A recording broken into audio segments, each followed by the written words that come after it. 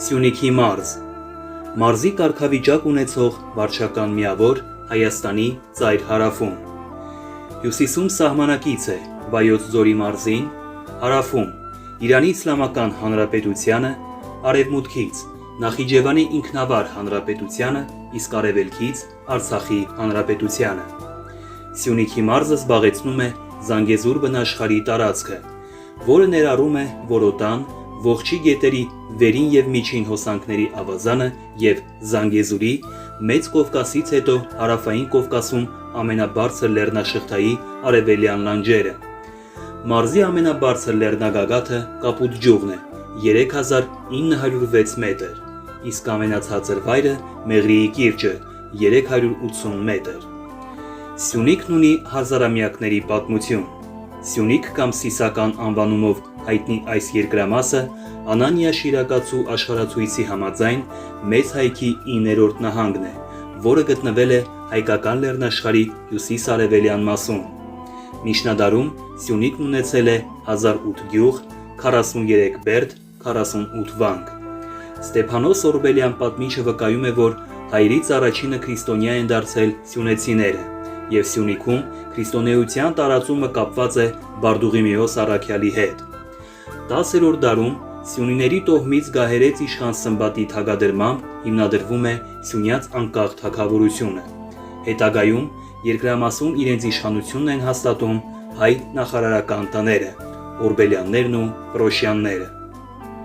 1720-ական 30-ական թվականներին Սյունիքը եղել է Դավիթ բեկի և Մխիթար Սպարապետի առաջնորդած հայ ազգային ազատագրական պայքարի օրանը։ 1918-ից 1920 թվականներին Սյունիք Զանգեզուրը եղել է կռվախնձոր Հայաստանի և Մուսաֆաթական Ադրբեջանի միջև։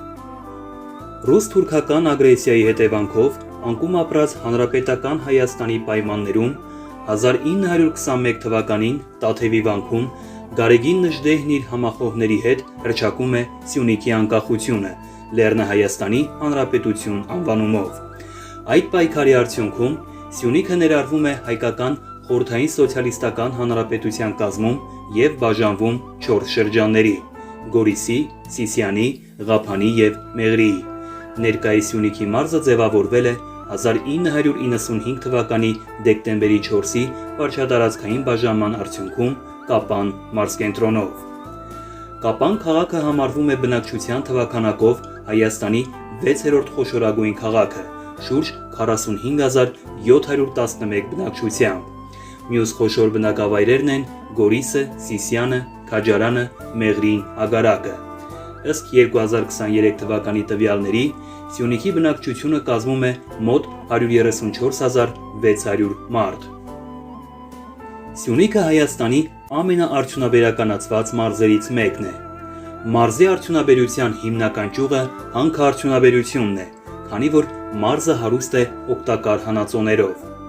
Սյունիքի մարզում է գրանցված Հայաստանի երկրորդ ամենամեծ հարկատուն՝ Զանգեզուրի պղնձամոլիբդենային կոմբինատը։ Սյունիքում են գտնվում համապետական զբոսաշրջային կարևոր նշանակություն ունեցող մի շարք պատմամշակութային կոթողներ և բնական հուշարձաններ։ Դրանց թվում նշանավորվում են Տաթևի միջնադարյան վանական համալիրը, Զորաց քարեր մեգալիթյան կառույցը, Գորիսի հին քաղաքի մաս կազմող քարանձավներն ու բրգաձև ժայռերը, Կապանի խորհրդանիշ Խուստուկ լեռը, ինչպես նաև Սիսիանի շրջակայքում գտնվող Շաքիի ջրվեժը, որը Փոքր Կովկասի լեռների ամենախոշոր ջրվեժն է, մինչև 18 մետր բարձրությամբ։ Սյունիքի մարզում է գտնվում Տաթևի թևեր ճոպանուղին, որը գրանցված է Գինեսի ռեկորդների գրքում որպես աշխարհի ամենաերկար ճոպանուղի, այն կապում է Հալիձորը և Տաթևի վանքը։ Ժամանակակից Սյունիքի մարզի տարածքը կրում է պատմական Հայաստանի նույնանուն նահանգի անվանումը։ Պատմահայր Մովսես Հորենացու հաղորդումների համաձայն Սյունիքի անվանադիր նախնին Սիսակ Նահապետն է, Հայքի թոռն ու Գեղամի որդին։ Ամերիկահայ գիտնական Ռոբերտ Հյուսենը, սակայն, հակադրվում է այս տեսակետին և համարում, որ Սյունիքի անվանումը Սիսակի հետ կապված չէ։ Պատմաբան Արմեն Պետրոսյանը Սյունիք անվանումը կապում է Վանի թագավորության դիցարանի Արևի Աստծո Շիվինիի հետ։ Այս տեսակետի հիմքում ի թիվս այլնի ընկած է պատմական Սյունիքի տարածքում արևի հետ կապված տեղանունների բազմաթիվ լինելու հանգամանքը։ Տարբեր ժամանակներում Սյունիքը հիշատակվել է նաև Սյունյա, Սիսական, Սիվնիեթի, Զանգաձոր, Զանգեզուր եւ այլ անվանումներով։ Պատմականորեն Սյունիքը եղել է Մեծ հայքի 15 նահանգներից մեկը, որն էլ իր հերթին վարչականորեն բաժանված է եղել 12 գավառների՝ Երնջակ, Ճահուկ, Վայոց ձոր, Գեղարքունիք, Սոտք, Աղահեջք, Ծղուկ, Հաբանդ, Բախկ, Ձորք, Արևիկ, Կովսական։ Ներկայիս Սյունիքի մարզը սակայն ներառում է պատմական Սյունյաց նահանգի տարածքի մի մասը։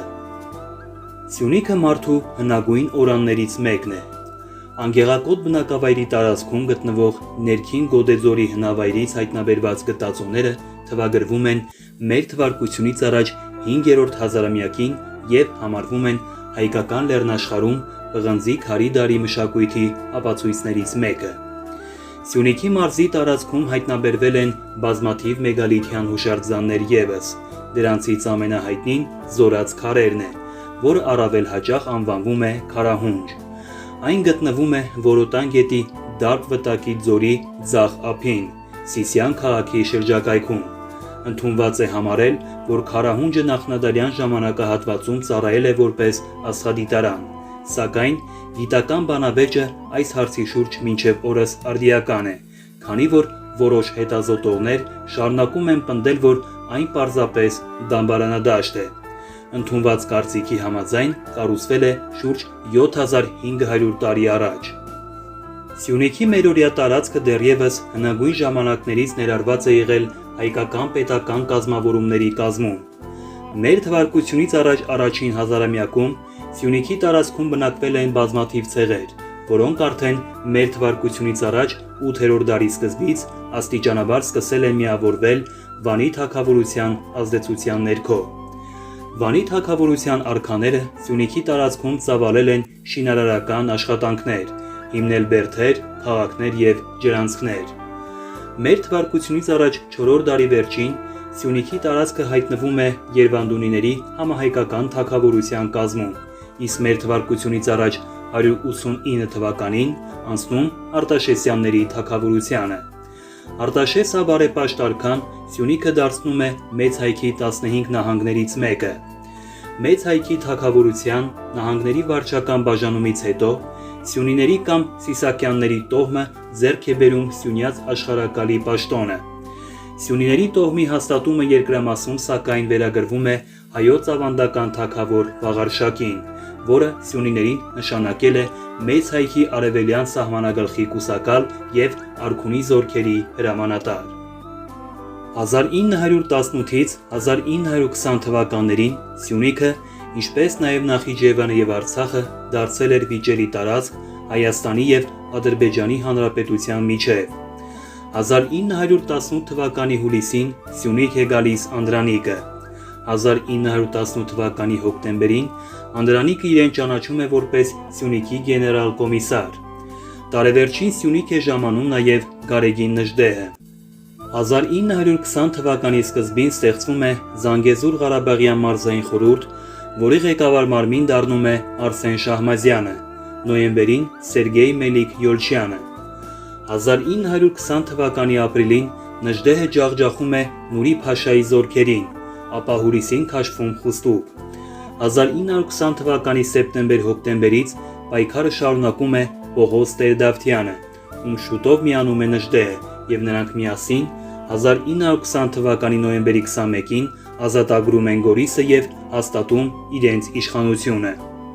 1920 թվականի դեկտեմբերի 2-ին Թուրքիան, որն այդ ժամանակ գրավել էր Հայաստանի մեծ մասը, ստիպեց հայկական կառավարությանը ստորագրել Ալեքսանդրապոլի համաձայնագիրը, որով Հայաստանը Ադրբեջանին էր հանձնում Սյունիքը, սակայն Սյունիքի հայ բնակչությունը չճանաչեց այս համաձայնագիրը և զինված պայքարի ելավ Գարեգին Նժդեհի հրամանատարությամբ։